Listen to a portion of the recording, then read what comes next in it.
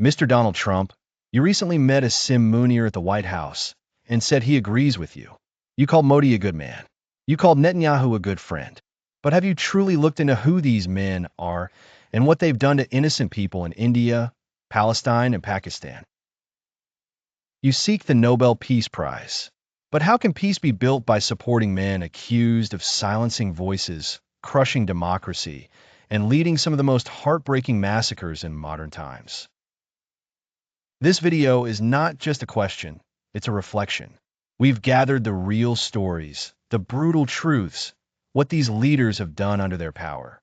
We ask you, Mr. Trump, please watch this and then decide, should such men be praised or held accountable? This is the story of Modi, of Netanyahu, of Asim Munir, and of the people whose voices they tried to silence. This is a story for the world to see. In Palestine, children amid rubble, clutching tattered remains of their possessions. In Pakistan, voices stifled under military restraint. The montage of suffering is replaced by inspiring scenes of resilience. Protesters carrying candles breaking the dark of night with their collective glow, hands reaching across divides to grasp one another in unity. It concludes with a close-up of a mother and child, their impassioned eyes staring directly into the lens, conveying the urgency and the weight of the plea. The screen fades to black. Dr. Mah-Rung Baloch, a courageous voice for the disappeared, now faces false charges for speaking the truth. Her own father was killed, yet she continues to fight for justice, not just for herself, but for all the silenced. This video is created with truthful content, grounded in facts and justice. It features the fearless voice of Kabir on the YouTube channel AliKarrar Journalism. India, the land of Gandhi, the land of pluralism, but a story arose of Modi, a massacre. Behind its vibrant democracy lies a storm of silence, a story of fear, of blood, and of identity erased. But butcher of Gujarat born, named Narendra Modi, from the RSS, a tea seller turned to chief minister. In 2002, under his watch, over 1,000 Muslims were massacred in Gujarat. He named a butcher of Gujarat, allowing the violence to rage. What is RSS ideology? The foreign races in Hindustan must either adopt the Hindu culture and language or may not stay in the country. Galwalkar, RSS leader. With Modi came the rise of Hindutva, not Hinduism, but a political ideology of dominance. Muslims were lynched for eating beef. Christians were attacked for praying. Dalits were beaten for riding horses or entering temples. Journalists silenced. Academics jailed. Protesters disappeared. And in 2019, Kashmir, the only Muslim-majority state, was stripped of its autonomy and locked down under military siege. Article 350 was revoked by using power, an international crime. Archival RSS marches, symbols, burning of Babri Masjid, but not everyone believed in this pluralistic India. In 1925, a secretive paramilitary group was born, the Rashtriya Swayamsevak Sangh, RSS. Inspired by fascist Europe, the RSS believed India is only for Hindus, that Muslims and Christians are outsiders, that Gandhi's inclusive dream was a mistake. And tragically, one of their followers would later assassinate Mahatma Gandhi himself. Who is Narendra Modi? Young Modi in RSS uniform, rising in BJP, Gujarat riots, then swearing in as PM narrator. One man rose from the ranks of the RSS, a tea seller turned chief minister. Narendra Modi. In 2002, under his watch, over 1,000 Muslims were massacred in Gujarat. He was accused, not proven, of allowing the violence to rage. But instead of justice, he was rewarded. In 2014, he became prime minister of the world's largest country. Examples of suffering under RSS policies. 2002, Gujarat pogrom, over 1,000 people, mostly Muslims, killed in anti-Muslim riots during Modi's rule as CM.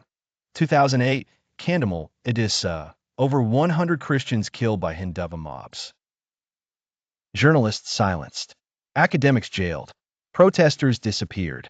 And in 2019, Kashmir, the only Muslim-majority state, was stripped of its autonomy and locked down under military siege. Boranwani, a voice of peace seeker, was martyred. The world watches but says little. UN resolution, Amnesty reports, protests in London, New York, Delhi, police violence. The world watched but said little. The UN raised alarms. Human Rights Watch documented atrocities. But India, the tech hub, the trade partner, the shining democracy, was too big to confront. Meanwhile, hate speeches grew louder. A minister said, "Those who don't chant Jai Shri Ram should go to Pakistan." Is that secularism? Is that democracy? Peaceful protesters, interfaith prayers, Boranwani murals, Shaheen Bagh, student speeches. Yet, amid fear, a new generation rises. Students, mothers, poets, Kashmiris, farmers, workers, refusing to be silenced. They say, "We will not be second-class citizens. We will not surrender to hate." The final question, what future for India? Children waving Indian flags, Quran and Gita side by side, burning borders. India now stands at a crossroads. Will it remain a land of many faiths, or become a Hindu empire built on the graves of its own people? Modi will be remembered a butcher, a massacre. This is not war. This is annihilation. Netanyahu, a massacre. Architect of a human catastrophe in Palestine. The pain of a nation, the silence of the world. For over a decade, one man has orchestrated pain from behind polished podiums and military briefings. Benjamin Netanyahu, a name that now echoes in the ruins of Palestine, Gaza, in the cries of mothers, and in the silence of a watching world. The face of brutality. Netanyahu has ruled Israel like a military commander, not a statesman. He built his legacy on walls, blockades, and blood. Under his orders, homes were flattened with families inside.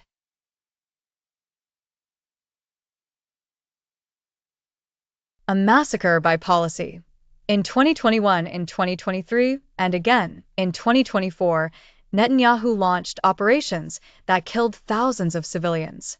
Over 70% were women and children. These weren't accidents, they were outcomes of deliberate policy. Collective punishment. Siege warfare.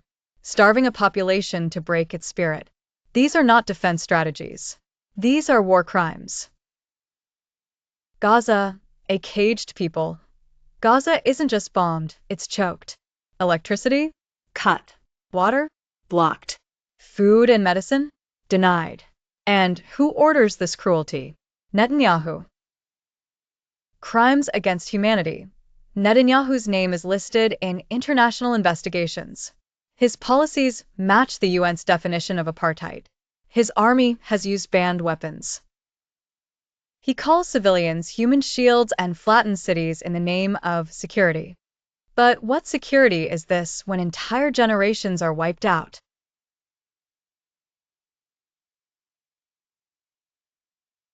Silence is complicity. And while Netanyahu unleashes hell on Gaza, powerful nations shield him. They block UN ceasefires. They sell him weapons. They call it self-defense. But Gaza is not attacking, Gaza is bleeding. A global plea. This is not about religion, not about politics. This is about human lives. Netanyahu may hold power, but we hold truth. And the world must speak it before the last light in Gaza is extinguished. On-screen text, share this. Speak out. Silence is not peace. Hashtag Gaza, hashtag war crimes, hashtag end the siege. Dachauq massacre. The night General Asim Munir silenced a nation. It was not a battlefield. It was a protest. It was not a battlefield. But on the night of September 26, 2024, Dachauq in Islamabad turned red with blood. Thousands gathered, men, women, children, united by one demand: the right to speak, the right to be heard. But what they got was silence, the kind that follows gunfire. But on the night of September 26th, 2024, Chowk in Islamabad turned red with blood. The crowd was peaceful. No weapons. No violence. Just voices chanting for their jailed leader, Imran Khan.